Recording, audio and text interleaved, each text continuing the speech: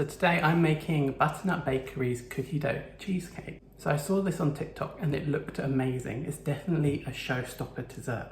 So this is quite a long recipe. There's 4 separate components to this. So there's a biscuit base, edible cookie dough, the cheesecake, and then a whipped cream on top. So there's many steps. It's double-sided. However, it does look quite simple to do, just lengthy. I also like the fact it has edible cookie dough on top and in the cheesecake as well, like a layer in the cheesecake. I'm interested to see how this edible cookie dough bakes as well. Let's get baking. First step is to make the crust. I'm mixing together 180 grams of crushed digestive biscuits, a pinch of salt, 6 tablespoons of melted butter, and 80 grams of chocolate chips. Then I added in 2 tablespoons of caster sugar and mixed it all together until it looked like wet sand. Pour that into a 9-inch tin lined with baking paper. I like to spread the biscuit base at first with a spoon, pushing it right to the edges. Then I go in with either a cup measurement or ramekin, something that's round and has got roughly 90-degree angle. You need to push down quite hard here, otherwise when you take out the tin, the crumbs will go everywhere. Then I went back in with a spoon, just to neaten up the edges or any bits I might have missed. Then bake in a preheated oven to 180 degrees Celsius for 8 minutes. Next step is to make the cookie dough. Mix together 205 grams of light brown sugar and 110 grams of softened butter. I didn't soften the butter enough, so I had to put this in the microwave briefly. You want to mix the cookie dough by hand so you don't incorporate too much air into it. This could lead to cracking the cheesecake. Then add in 2 teaspoons of vanilla extract and 3 tablespoons of milk. At first it might look like it's split or it's not mixing, but it should be fine after a little bit of mixing. Also, it will come together when we add the flour. Then fold in 132 grams of heat-treated plain flour.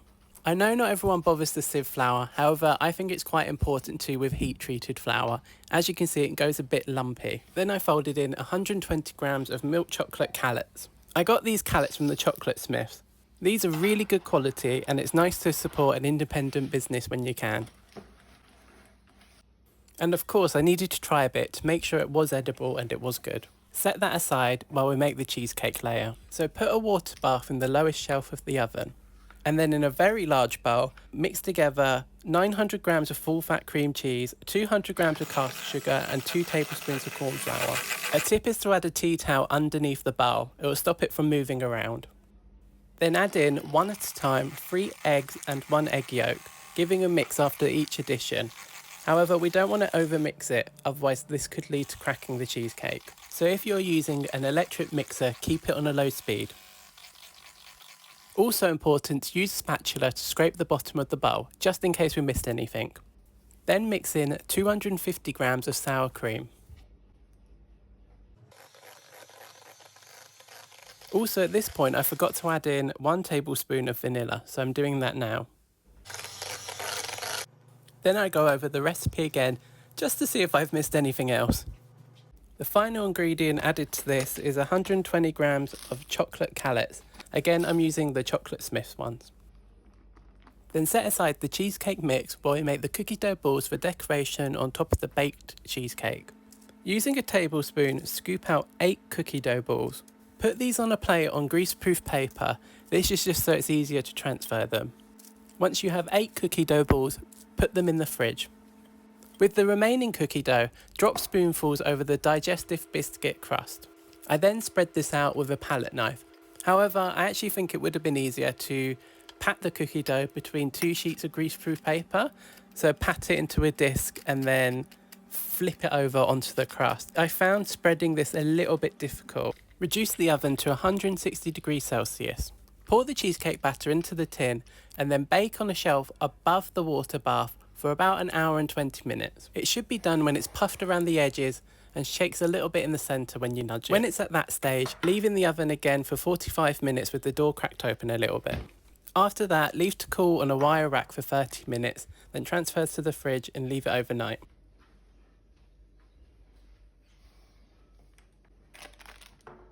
Now, I realised as I was putting it in the fridge, I forgot to put chocolate chips on it while it was warm, so I did that off camera and hope they melt a little bit.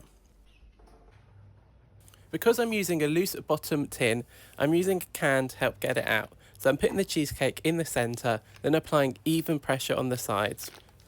The greaseproof along the sides makes this a lot easier. If you don't use greaseproof paper, you can run a knife along the outside, it just doesn't come out as cleanly.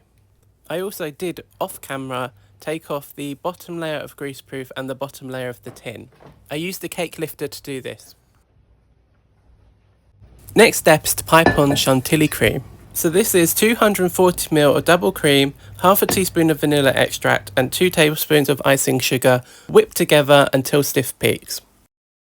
So I'm piping on 8 large swirls. I picture a cross on the cheesecake and then I pipe a swirl at each of the end points. And then I fill in the gaps. I find this just helps me get it a little bit more even along the outsides. I find this quite satisfying to watch. It reminds me of those soap piping videos. Next is to add on the 8 cookie dough balls we made earlier.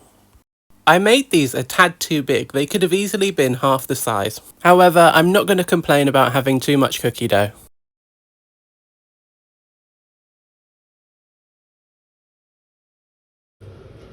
Now it's time to take a great big wedge out of this. I wipe the knife after each cut just to get a cleaner slice. Now I'll give my thoughts and opinions about this whole recipe. So what do I think? Unfortunately, this was quite disappointing. This might be weird to say with the amount that went into it, but it felt like it was missing something. It didn't have a wow factor, it was just nice. The chocolate chips in the cheesecake batter didn't really add anything.